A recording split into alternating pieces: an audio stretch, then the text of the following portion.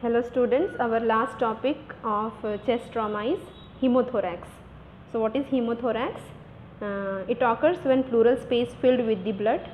So as name आपका नाम से ही समझ में आ रहा है, he means blood and thorax means the chest cavity. So there is collection of blood into the pleural space. So usually occurs due to the laceration, lacerated blood vessels in the thorax. Lacerated मतलब teared और torn out जो blood vessels है, damaged blood vessels हैं, उसके कारण thorax में blood accumulate होना. As blood increases it puts pressure on the heart and other vessels in chest cavity. जैसे हमने न्यूमोथोरैक्स में पढ़ा था कि जैसे कैविटी में एयर भरते जाता है, सो वो प्रेशर डालता है हार्ट पे और आपके unaffected side of the lung में, ट्रैकिया में. सो सेम लाइक दैट हीमोथोरैक्स में भी क्या होता है, जो प्रेशर है वो जनरेट होता है क्योंकि अफेक्टेड साइड की ओर जो प्लूरल स्पेस में उसमें ब्लड भरते जा रहा है और वो unaffected side of the chest को कंप्रेस करता है, हार्ट को, ब्लड वेसल्स को क्या करता है, वो कंप्रेस करता है.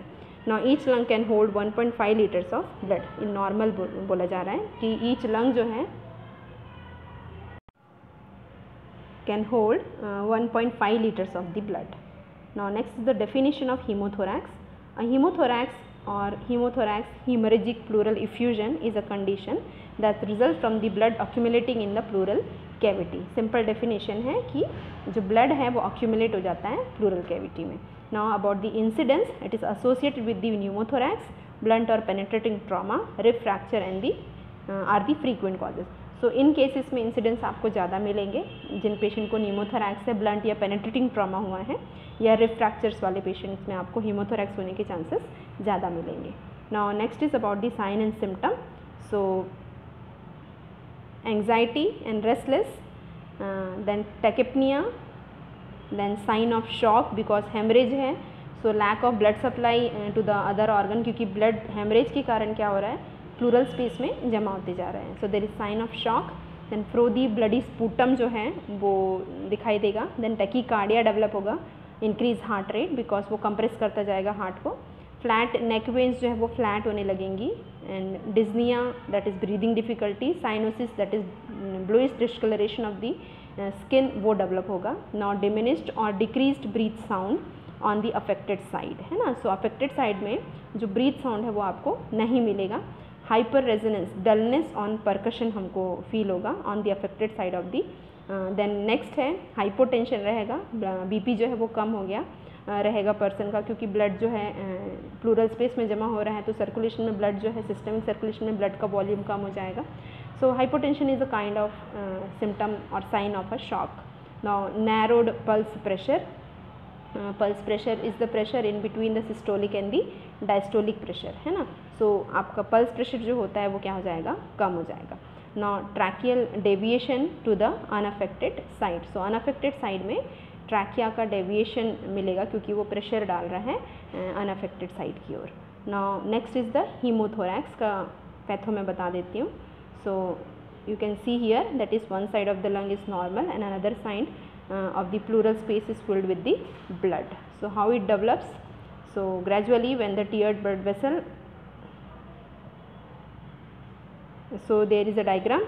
So धीरे धीरे जब क्या होता है आपका, जब ब्लड वेसल्स जो डैमेज हैं वो क्या करते हैं, अपने में से escape करना शुरू होते हैं. there is escape of blood from the torn blood vessels and that blood is collected into the pleural space. So pleural space में blood जो है वो कलेक्ट होता जा रहा है और धीरे धीरे जो है जब ब्लड कलेक्ट होता जाएगा, now again the lung is going to be collapse.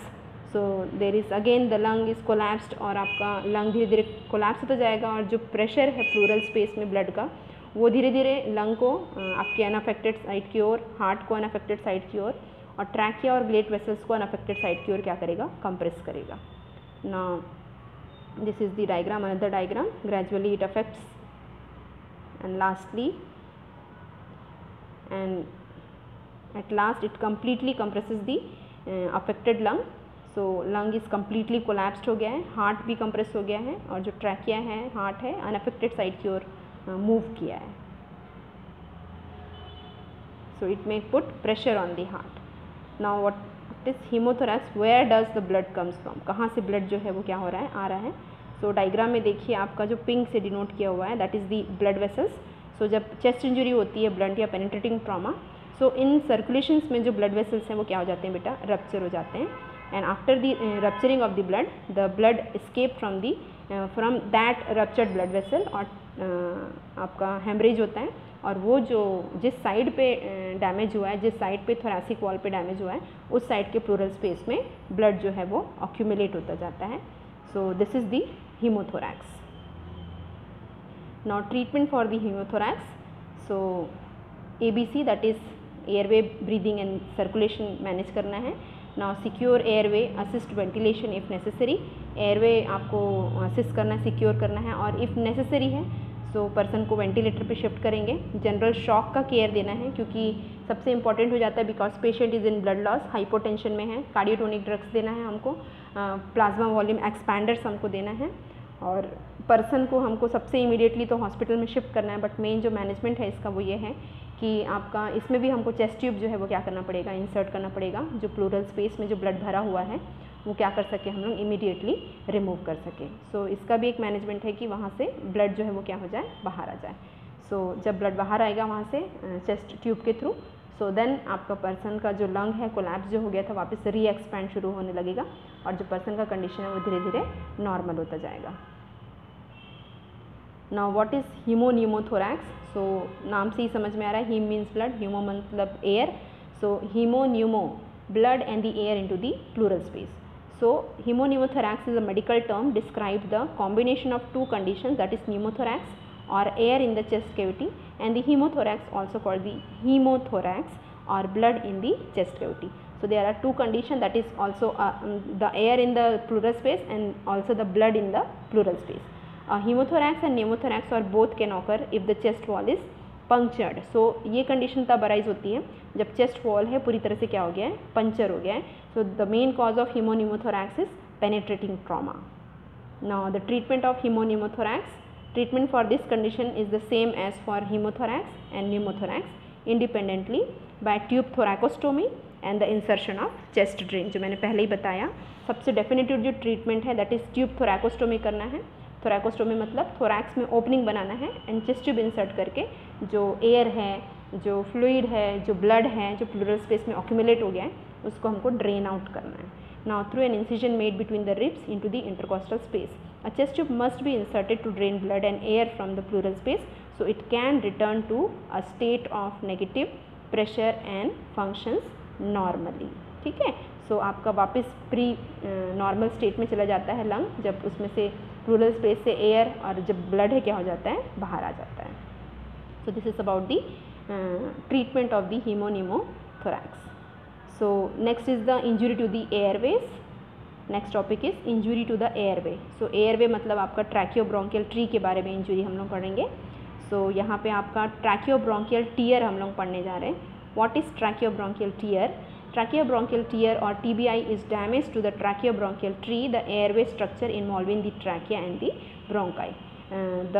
Though rare, TBI is a serious condition. It may cause obstruction of the airway with resulting life-threatening respiratory insufficiency. Diagram में आप देखिए कितना severely जो है ट्रैकियोब्रोंकियल जो tree है वो क्या हो गया है, ब्रोंकस अलॉन्ग विद द ब्रोंकाइस और एयरवेज क्या हो गए हैं, डैमेज्ड हो गए हैं. आप एरो वाला स्ट्रक्चर को देखिए. सो ये भी आपका सीवियर फॉर्म ऑफ इंजरी है, और मेन इससे रेस्पिरेटरी ऑब्स्ट्रक्शन करके एक कंडीशन जो है वो क्या होती है, अराइज होती है. Now the major causes are, it can result from the blunt और penetrating trauma to the neck और chest, inhalation of harmful fumes और स्मोक, और एस्पिरेशन ऑफ लिक्विड्स और द ऑब्जेक्ट. ठीक है. सो बहुत सारे कॉजेस है बेटा इसमें. फर्स्ट है ब्लंट एंड पेनिट्रेटिंग ट्रॉमा, नेक या चेस्ट में होने के कारण. कुछ हार्मफुल जो फ्यूम्स है या स्मोक्स जो है उसको हमने इनहेल कर दिया. तब एस्पिरेशन ऑफ लिक्विड्स जो है, एस्पिरेट अगर कर जाते हैं तो भी वो क्या कॉज करता है, ट्रैकियोब्रोंकियल टीयर या इंजुरी कॉज करता है. सो जो टाइप्स हैं that is lesion can be transverse occurring between ring of the trachea and the longitudinal और स्पाइरल. सो आपका कैसा कट लगा है, कैसा टीयर हुआ है उसके अकॉर्डिंग. अगर ट्रांसवर्स है तो वो ट्रांसवर्स इंजरी कहलाएगा. लॉन्गिट्यूडनल अगर सीधा है तो दैट इज़ लॉन्गिट्यूडनल इंजरी, और स्पाइरल में हुआ है, मुड़ के है, स्प्रिंग टाइप अगर इंजरी हुई that is the spiral injury. They may occur along the membranes part of the trachea, the main bronchi और बोथ. जो मेजर आपका जो इंजरी कॉज होता है जो ट्रैकिया का जो मेम्ब्रेनस पार्ट है ब्रोंकाई का, या दोनों में भी क्या कर सकता है, मेम्ब्रेनस पार्ट में क्या हो सकता है, इंजुरी कॉज कर सकता है. So sign and symptoms are there of tracheobronchial injury. So sign and symptoms vary depending on what part of the tracheobronchial tree is injured and how severely it is damaged.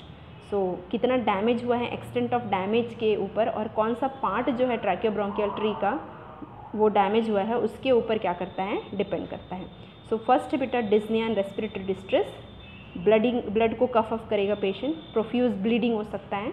Now the patient may exhibit dysphonia और have diminished breath sound. Dysphonia means difficulty in speech, है ना, speech में क्या होगा, उसको difficulty होगा, और breath sound भी क्या हो जाएगा उसका, डिमिनिश आपको फील होगा, बिकॉज एयरवे ऑब्स्ट्रक्शन है तो एयर एंट्री आपको प्रॉपरली नहीं मिलेगी.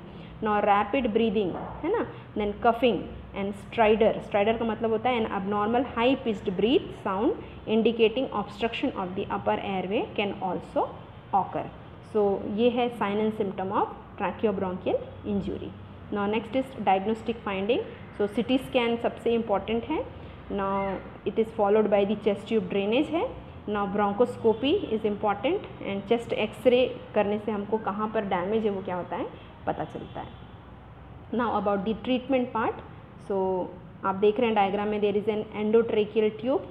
So because airway obstruction is there, we have to insert the endotracheal tube into the trachea so patient can breathe normally. Okay. So first is intubation, that is tracheostomy करना है और क्रिकोथायरॉइडोक्टोमी करना है, जिसके through हम क्या कर सकें, एंडोट्रेकियल ट्यूब को इंसर्ट करें. नॉ चेस्ट ट्यूब भी इंसर्ट करना है, ठीक है, क्योंकि मे भी वहाँ प्लूरल स्पेस में कोई फ्लूइड जमा हो गया तो उसको आपको रिमूव करने के लिए सप्लीमेंट्री ऑक्सीजन देना है. एंड एंडोट्रेकियल ट्यूब को मैकेनिकल वेंटिलेशन से हमको कनेक्ट करना है. Pulmonary toileting, that means suctioning is important, that is removal of secretion. Fluid management करना है. And surgical repair of the tear is considered standard in the treatment of most TBI. और आपका जो surgical repair होता है it is done with along with the help of the आपका bronchoscopic जो procedure होता है. एक ब्रोंकोस्कोप इंस्ट्रूमेंट होता है जिसको हम लोग लैरिंग्स के थ्रू वो ब्रोंकस में जाता है और वहाँ के थ्रू हम क्या कर सकते हैं, विजुअलाइज करके जितना भी डैमेज है उसको रिपेयर कर सकते हैं. So this is about the surgical repair of tear. Now this is about the treatment. Now prognosis of tracheobronchial injury, that is most people with TBI who dies do so within minutes of the injury, है ना, बहुत good नहीं है इसका prognosis, बहुत within second से minutes क्या हो जाता है उसका डेथ हो सकता है due to complication such as pneumothorax and insufficient airway and to other injuries that occurred at the same time. So आपका मेन कॉम्प्लिकेशन इमीडिएटली अराइज होता है, न्यूमोथोरैक्स हीमोथोरैक्स जो अराइज होता है, जिसके कारण से पर्सन जो है इमीडिएटली क्या हो सकता है, उसका डेथ हो सकता है. नाउ आपका most late deaths that occur in TBI are attributed to sepsis और multiple organ dysfunction syndrome.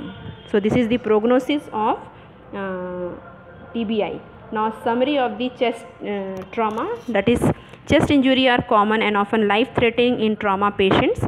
So rapid identification and treatment of these patients is paramount to patient survival. Airway management is very important and aggressive management is sometimes needed for proper management of most chest injuries. So this is all about the chest trauma. I hope कि आप सबने बहुत अच्छे से समझ लिया है.